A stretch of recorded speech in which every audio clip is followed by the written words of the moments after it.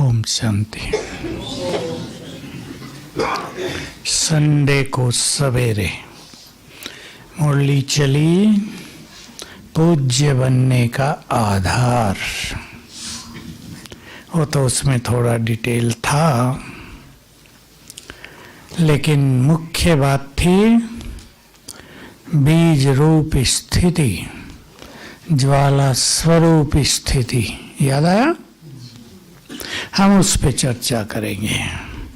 पूज्य बनने में शायद आप में से कई हमारा इससे क्या लेना देना, पूज्य बने ना बने द्वापुर से है, हमें क्या पता चलेगा कौन हमारी पूजा कर रहा कौन नहीं कर रहा, करें या ना करें।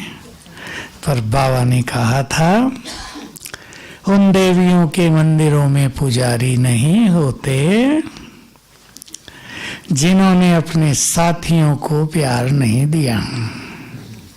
पसंद आई?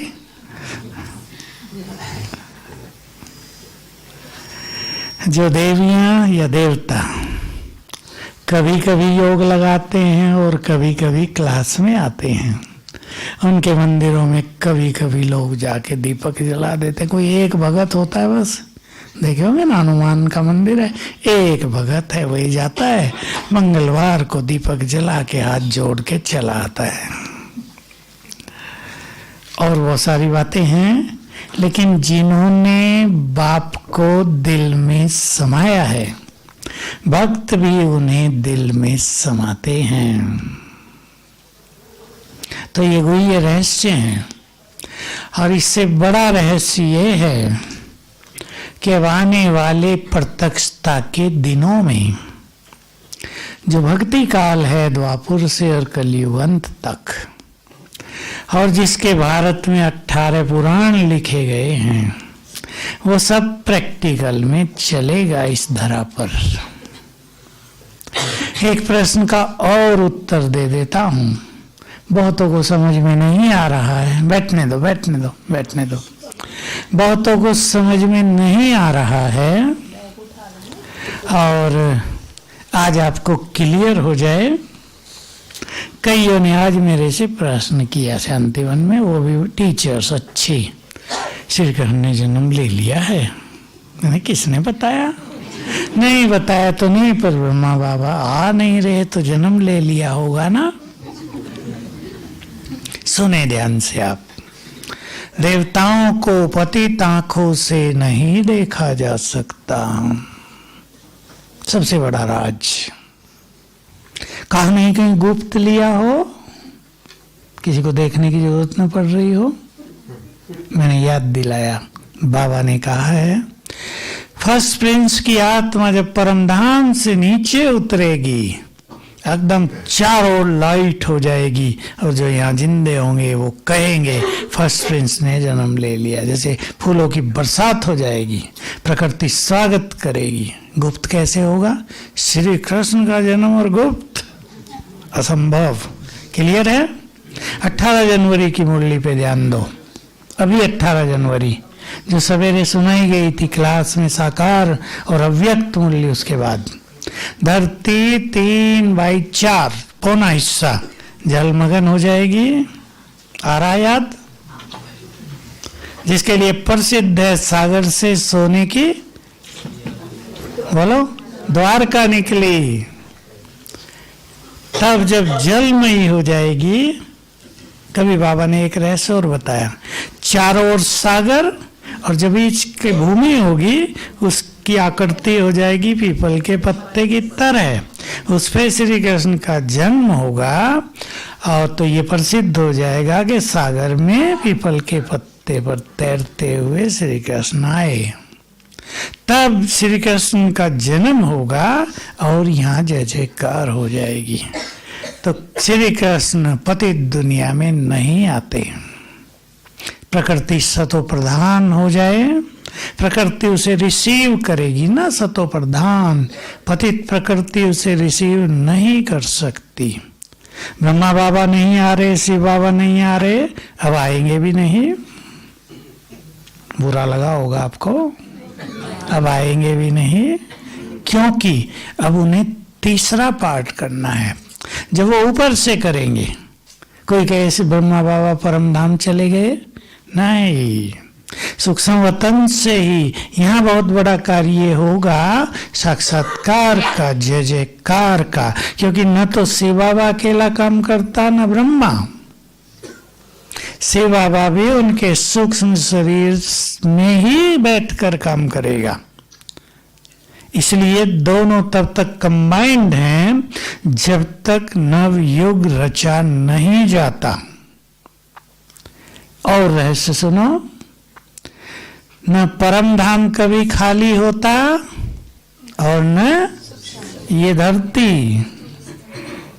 जब लास्ट आत्मा यहां से जाएगी तो पहली आत्मा नीचे आएगी, बस ये बैठेगी वो उतरेगी। समझ गए ना? अब जो आत्माएं हैं, कुछ हैं अभी वहां, उसमें लास्ट उतरेगी तो ब्रह्मा जी बैठ जाएंगे जाके, और बाकी सब। इसलिए ये कईयों के मन में जो भ्रम है, किसी के ने जन्म ले लिया वो भ्रम निकाल दें। किसी के हो तो पूछो, प्रश्न पूछना हो तो, सबके उत्तर हैं बाबा ने दिए हुए हैं। है कुछ बोलो। 100 साल कि पहली आत्मा आएगी तो लास्ट आत्मा जाएगी, लास्ट आत्मा आएगी तो पहली जाएगी, उल्टा कर दिया आपने। हाँ, तो 9 लाख का क्या? 9 लाख उसके बाद जाएंगे, फटाफट पहुंचेंगे, सब एक साथ नहीं जाएंगे। आपने क्या कहा, ब्रह्मा का 100 साल, हाँ वही तो वही है। तो अभी लगभग 82 साल हो गए, और 18 साल ब्रह्मा बाबा सूक्ष्म वतन से अपना पार्ट प्ले करेंगे। ये ब्रह्मा के हो जाएंगे 100 साल।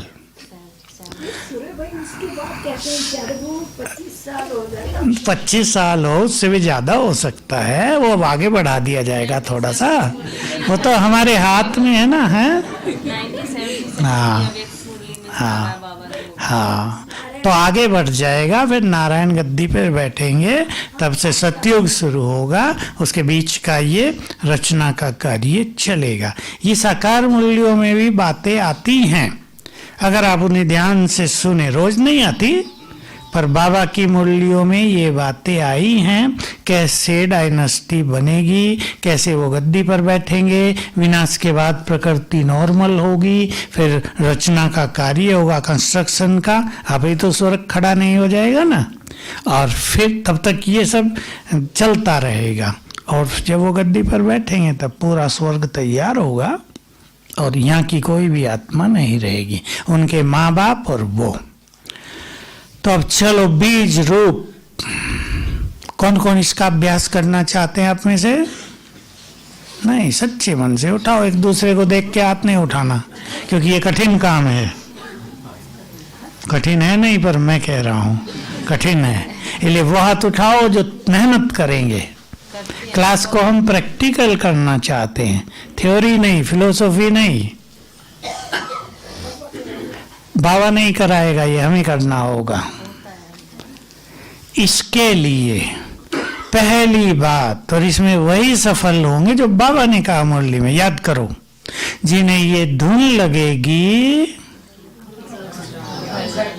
खेल पूरा हुआ। आज भी था, खेल पूरा हुआ, अब संपूर्ण पावन बनकर घर वापस जाना है। ये स्मृति छोटी सी नहीं, और लेके भी जाना सबको। तो ये स्मृति छोटी सी नहीं है, ये हमें वैराग दिलाएगी, ये हमें त्यागी बनाएगी, ये हमें डिटैच करेगी चारों ओर से, व्यर्थ से मुक्त होंगे हम। नहीं तो अनेक आत्माएं बिना मतलब के व्यर्थ में लगे हैं ना, कौन क्या कर रहा है यही सोचने में लगे हैं। उनका लेना देना कुछ नहीं, पर कौन क्या कर रहा है, किसको क्या करना चाहिए, डायरेक्शन भी देते रहते हैं, अंदर ही अंदर, किसी और को नहीं। इस सब से मुक्त हो जाएंगे, क्योंकि बीज रूप का अभ्यास वही कर सकते हैं जिसके मन में व्यर्थ संकल्प न हो। और व्यर्थ संकल्पों से मुक्ति के लिए ज्ञान का चिंतन, बहुत अच्छा स्वमान, अशरीरीपन का अभ्यास, अपने को मुक्त रखना अनेक बातों से, ये बहुत जरूरी है। इसके बिना नहीं होगा। आज एक माता कह रही थी, किसी का परिवार आया हुआ, मैं तो कुछ काम से गया था, वो बोल रही, मैं सुन रहा, मुझे नहीं बोल रही, उन्हें बोल रही, भाई कुछ भी कहो, अब मैं माँ हूँ, बच्चों से मोह तो रहेगा ही रहेगा तो जरूर। अब ये काम छोटा तो नहीं है कि बाबा कहे मोह छोड़ दो और आप कहे छोड़ दिया, रहेगा तो जरूर, लेकिन छूटेगा कैसे? जब उसको आत्मिक प्यार में बदलते चलेंगे। अगर जबरदस्ती किसी से मोह छुड़ा दिया गया तो उसको हो जाएगा डिप्रेशन। न वो बच्चों को प्यार कर सकेंगे, न अपने को, न योग लगेगा। इसलिए मोह भाइयों में भी है, ये नहीं कि वो बहनों में ही है, मोह सब में है। एक बूढ़े की मिसी शरीर छोड़ दिया, बूढ़ा 80 साल का, डिप्रेशन हो गया उसे, अकेला हो गया हूँ मैं। बाबा कहाँ गया? है तो बाबा भी, पर वो तो मेरे साथ थी ना, 50-55 साल हमारा बहुत प्यार था। डिप्रेशन में आ गया बूढ़ा। ये भी तो मोह है या नहीं? है या नहीं? कोई बूढ़े बुरा ना मानना मेरी बात को। तो मोह ऐसा नहीं माताओं में ही होता है, वो तो सब में है, छोटे बच्चों में भी है। बाबा तो बंदर की कहता है, सबसे ज्यादा उनमें विकार हैं। तो पता नहीं बाबा ने बंदरों की कहाँ से स्टडी कर ली आज ही था ना शायद कहा बाबा को बंदरों का बड़ा ज्ञान है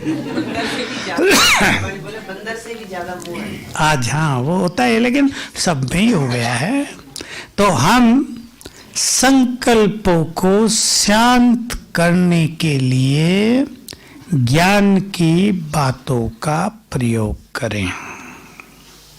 समस्याएं भी जीवन में आती हैं, कलयुग का अंत हो रहा है, आपके बच्चों की समस्याएं भी होती हैं, ऐसा नहीं कि नहीं होती, खूब होती हैं। ऐसी होती हैं जिनकी कल्पना भी नहीं है।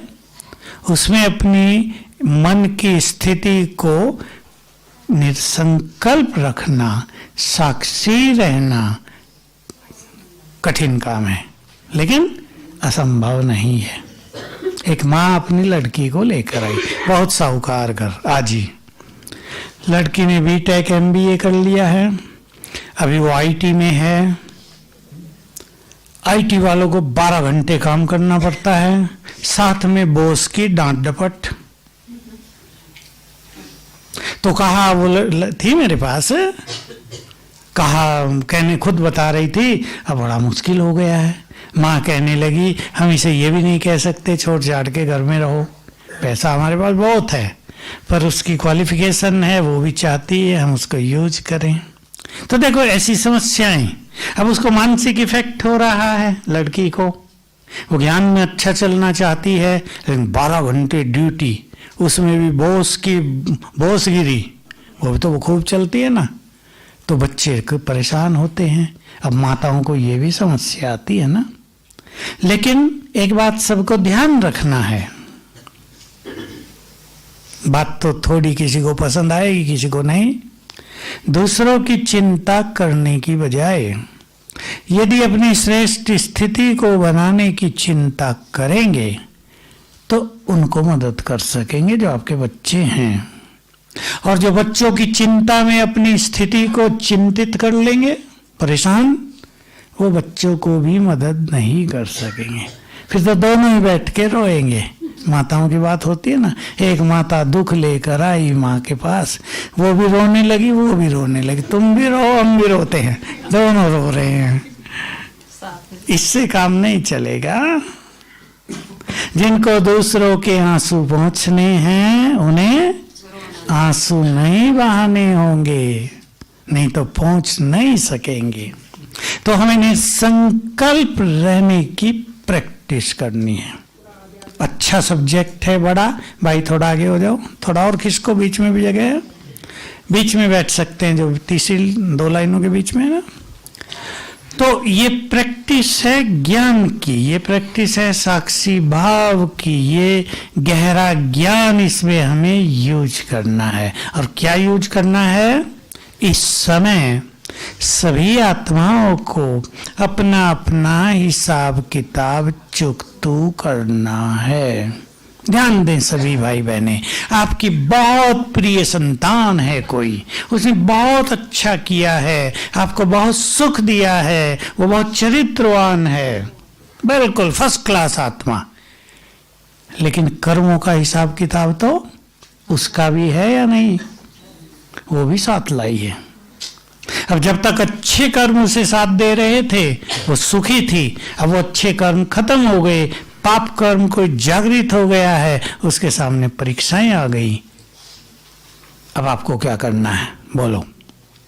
अब भाइयों से पूछूंगा, माताओं से नहीं, माताएं कहेंगे हमसे ही पूछते रहते हैं। बोलो भाई लोग बताओ क्या करेंगे आप। आपके बच्चे के साथ ये होता है, बहुत अच्छा बच्चा, चरित्रवान, सुखदाई, बुद्धिमान, आपके कार्यों में सहयोगी, लेकिन ये हो गया उसके साथ, बोलो क्या करेंगे। भाई लोग उत्तर देंगे। हाँ बोलो ना, आपको आता है। शुभ संकल्प देंगे और नहीं तो माताओं की ओर आता हूँ भाई, फेल। कलश माताओं को मिला हुआ, आपने छीना नहीं, अरे छीन लेना था अब तक। बोलो अच्छा, उन्हें सकाश देंगे, पर ये ध्यान रखेंगे अपनी स्थिति में परेशान नहीं होना है। माताएं हैं ऐसे नहीं कि माताएं कमजोरी हैं। मैंने देखा एक माता का जवान लड़का चक्कर खा के गिर गया है, घर से 100 मीटर दूर, वहाँ की वो बहन भागी आई तो वहाँ लड़का चक्कर खा के गिर गया।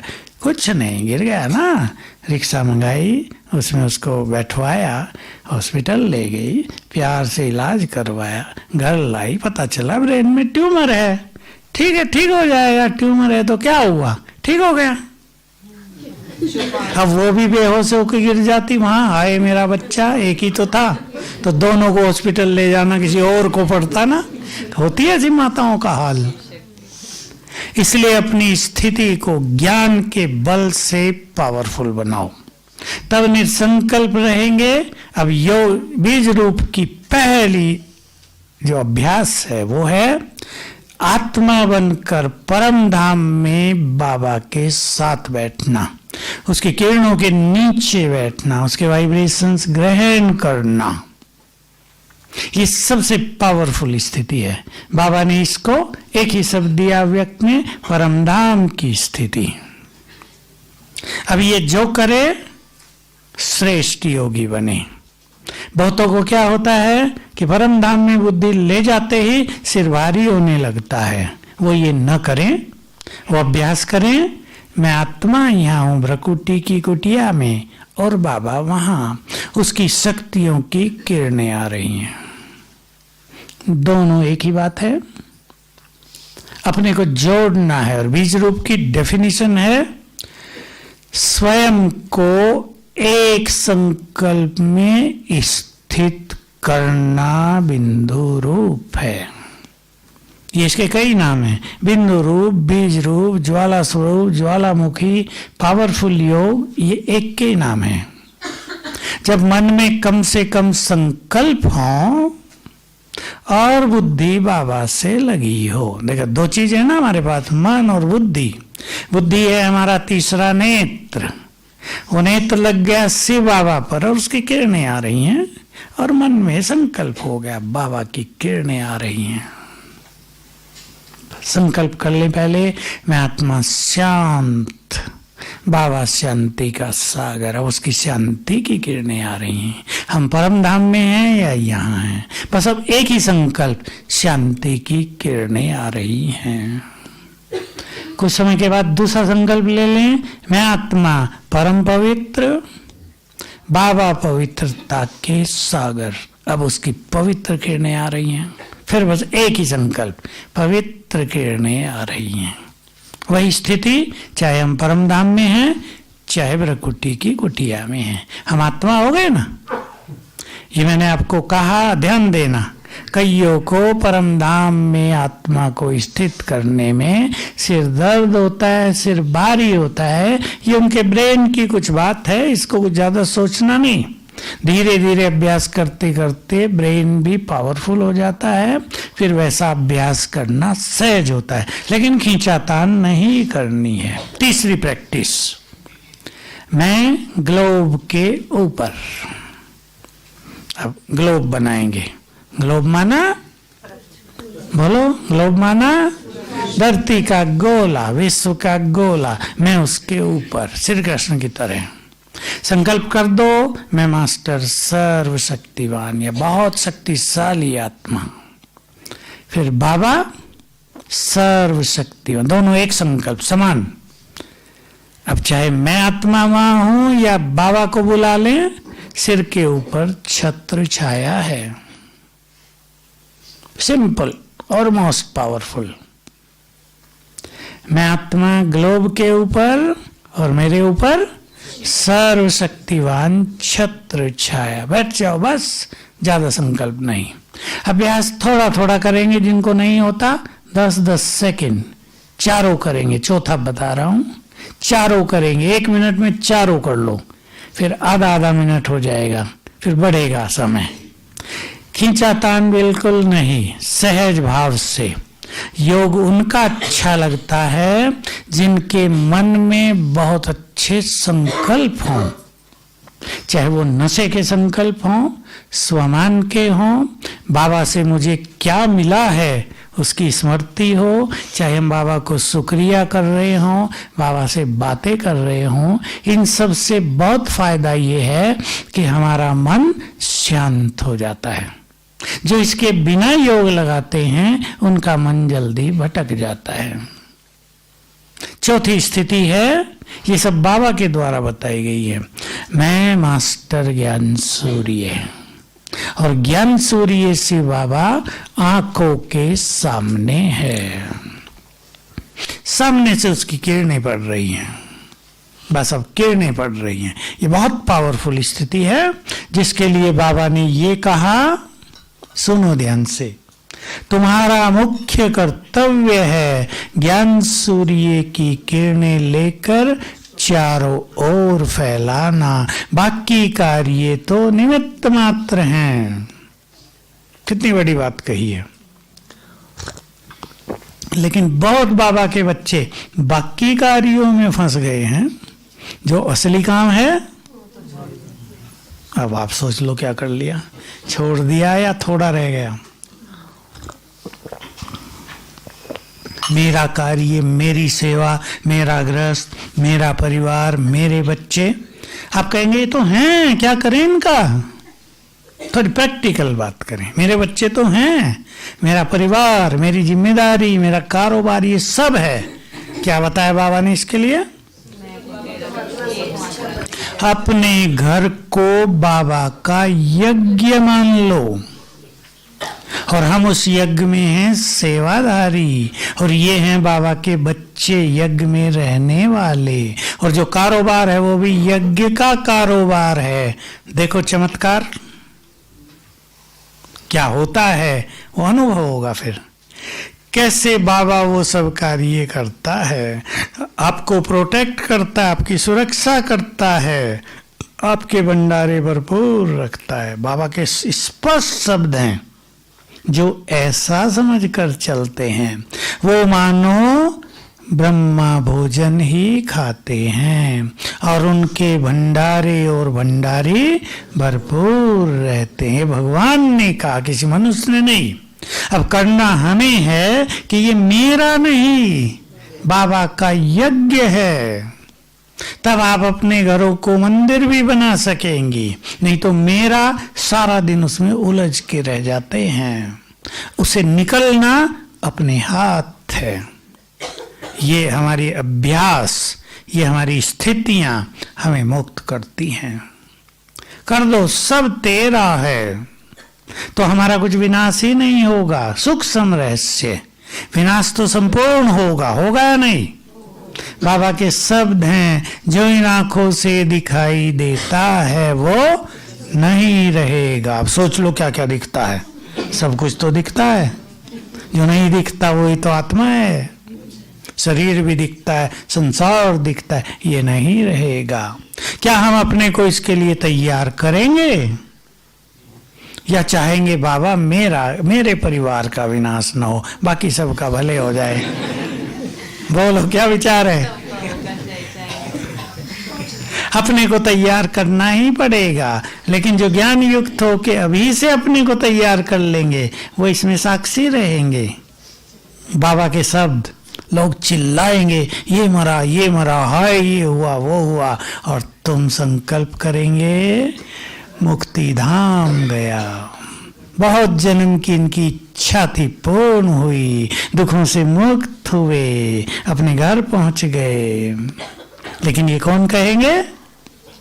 जिनका लंबे समय का अभ्यास होगा। बाकी तो मेरे में जो उलझे होंगे उन्हें कष्ट होने लगेगा। इसलिए सब कुछ बाबा की मुरलियों में है, ध्यान दो, सब कुछ ट्रांसफर कर दो अभी, तो तुम्हारा जाएगा ही नहीं कुछ। दे दो उसे, वो बहुत गुना करके दे देगा। इंश्योरेंस वाले भी करते हैं ना, हालांकि आजकल तो कोई करते नहीं, ले तो सहज जाते हैं, देते नहीं सहज।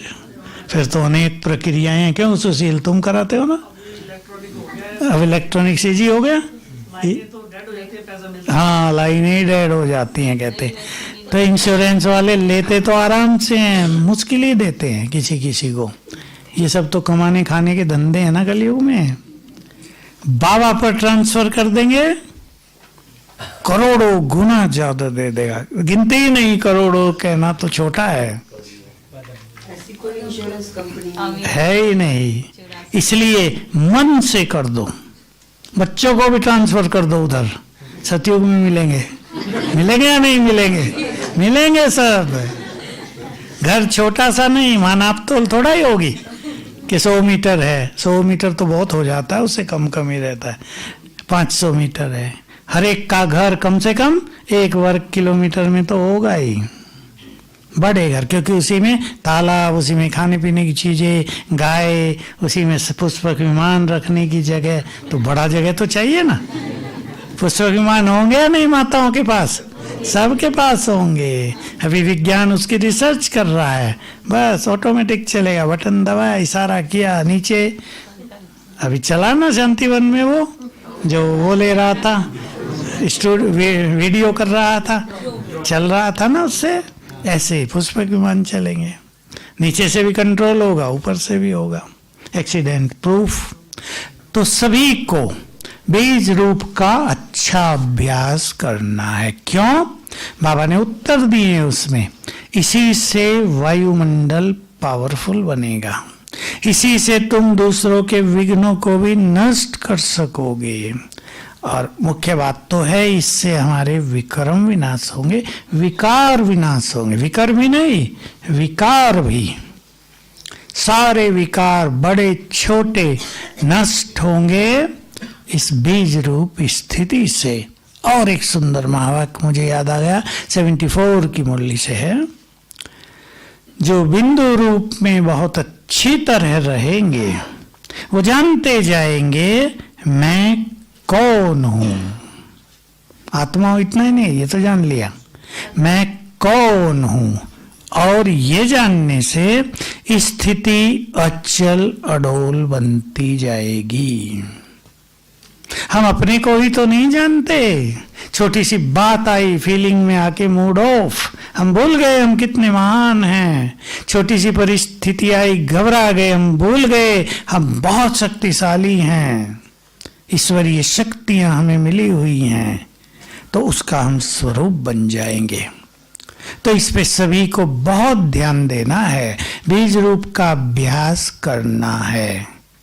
प्लान बनाएंगे सभी।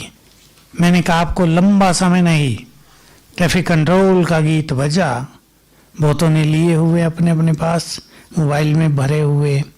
तुरंत अपने को स्थित करो। 1 मिनट बहुत अच्छा टाइम है। मैं आत्मा परमधाम में बाबा के पास हूँ, उसकी किरणें मुझ पर पड़ रही हैं और नीचे फैल रही हैं पूरे संसार में। 1 मिनट कर दो ये काम, सकाश भी होगी और पावरफुल योग भी हो गया। दूसरा ट्रैफिक कंट्रोल बजा, मैं आत्मा भ्रकुटी की कुटिया में हूँ, सर्वशक्तिवान की किरणें पड़ रही हैं, फैल रही हैं चारों ओर। एक संकल्प ले लें, हम जुड़े हैं बाबा से और हमसे जुड़ा है सारा संसार। तुरंत याद कर लिया करो। 3 मिनट का ट्रैफिक कंट्रोल हुआ, 5 स्वरूपों का अभ्यास कर लो। अपना अपना प्लान बनाएंगे सभी। एक ही बात सदा नहीं चलेगी, हफ्ता चलाएं, हफ्ते के बाद थोड़ा चेंज कर लें। चेंज के संकल्प आपको कहां से मिलेंगे? मुरलियों में सब आता है। मैं आत्मा इस देह में अवतरित हुई हूं। रोज वरदानों में कोई ना कोई गहरी बात आ ही रही है। तुम मास्टर ज्ञान सूर्य हो, तुम्हारी किरणों से इस संसार से माया के कीटाणु नष्ट होते हैं। कि बाबा कहता है मैंने तुम्हें अपनी सारी शक्तियां दे दी हैं, तुम विजयी रतन हो। तो लेते रहें मुरलियों से वो बातें सभी नोट करें जो हमारे अभ्यास की आती हैं मुरलियों में। एक आता है ज्ञान, दूसरा बाबा रोज याद दिलाता है हमें स्वदर्शन चक्र। तुम कैसे थे बच्चे, कहाँ थे, मैंने तुम्हें क्या क्या दिया था, तुमने कहाँ कहाँ गड़बड़ की, सारा बता देता है। लोगों को तो पता ही नहीं कि गड़बड़ भी हुई है। वो सोचते हैं पहले मनुष्य जंगली था, कोई कहते हैं बंदर था, पीछे मनुष्य बना। देखा तो किसी ने भी नहीं बंदरों को मनुष्य बनते हुए। झूठी झूठी बातों का प्रचार, क्योंकि वो एक वैज्ञानिक ने कह दी, दुनिया ने मान लिया। झूठी बातों को जल्दी मान लेते हैं, सत्य को मानने में देर लग रही है। उसने आके बताया तुम कैसे देवता थे। बहुत अच्छी बात कहते हैं बाबा, मुझे बहुत प्रिय लगती है। ये सब ब्रह्मा बाबा के अनुभव थे, वो ये प्रैक्टिस करते थे। हम सतयुग में आए थे, 1 दिन बीता, 2 बीते, सप्ताह बीता, मास बीते, साल बीते, युग बीते, बिताते बिताते अब अंत में आ गए, कल्प भी बीत रहा है।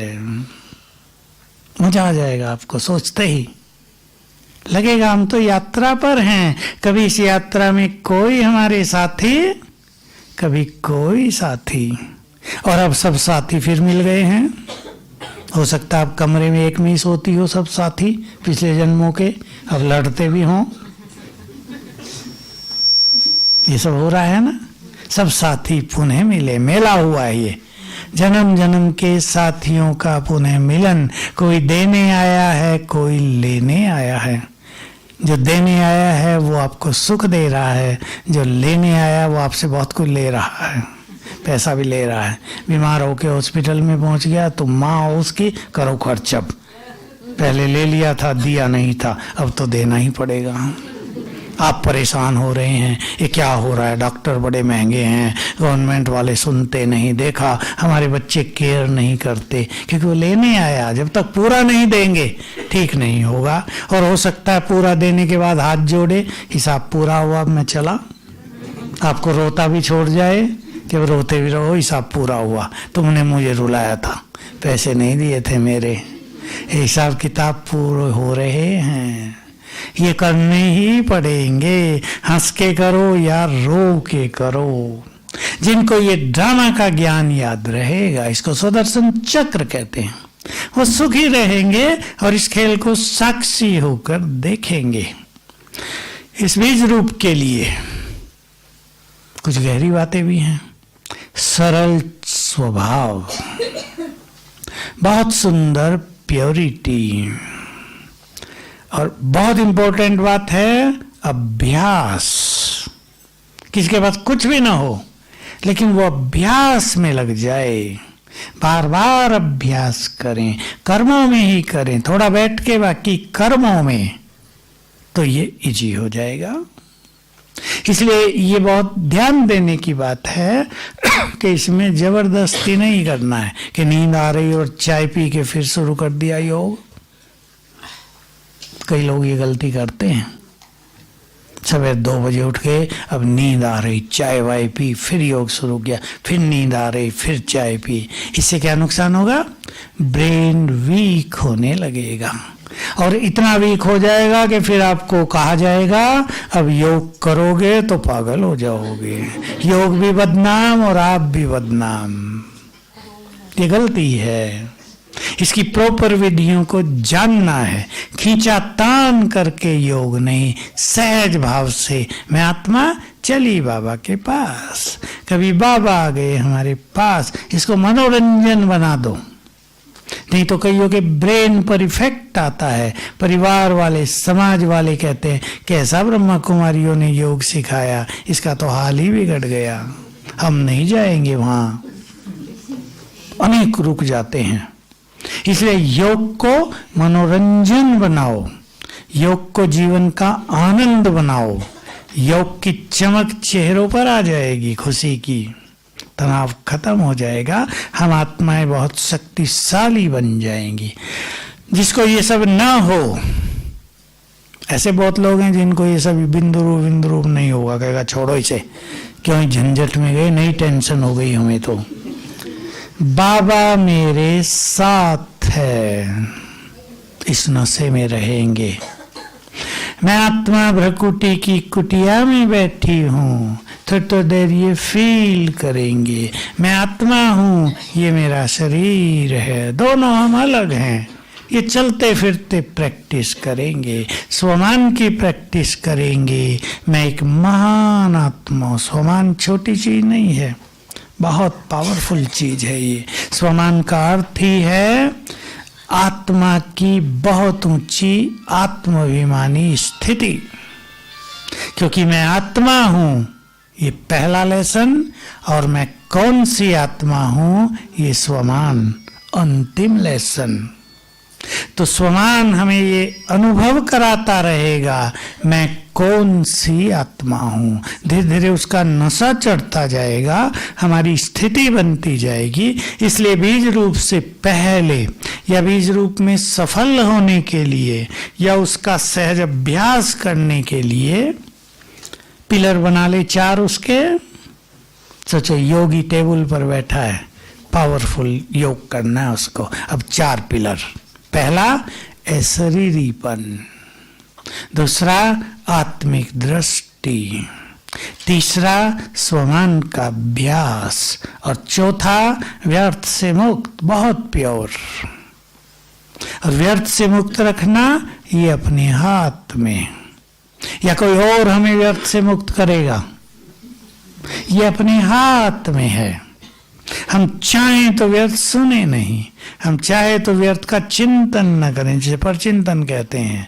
हम चाहें तो ज्ञान के मनन में मस्त रहें, ये अपने ऊपर है। और ये वो कर सकता है जिसको अपने इस जीवन की वैल्यू हो, जिसे इस समय की वैल्यू हो कि ये समय भाग्य निर्माण का समय है। आज खेल पूरा हुआ तो ये अवसर भी समाप्त हो जाएगा। जिसे पता हो एक एक क्षण अनमोल है, जिसे पता हो एक एक श्वास कीमती है, हमारा एक एक संकल्प बहुत महान है, बड़ा परिवर्तन करने वाला है, जिसे जीवन की वैल्यू है अपने जीवन की, और जिसने महान लक्ष्य को पाना अपना ध्येय बना लिया है, वे व्यर्थ में नहीं रहते, वे टाइम वेस्ट नहीं करते। वे कार्य भी ऐसे करेंगे काम करके फ्री, वे सारा दिन बिजी भी नहीं रहते। वो तो की आदत है छोटे छोटे काम में सारा दिन बिजी। मैं तो ऐसे भी लोग देखे, वो लोग ज्यादा बिजी हैं जिन्हें कोई काम नहीं है, बात करनी टाइम नहीं है, क्या करनी, रुमाल पे प्रेस करनी जाके। वो लोग ज्यादा बिजी हैं जिनको कोई काम नहीं है, और वो बहुत फ्री हो सकते हैं जिनको 24 घंटे काम है।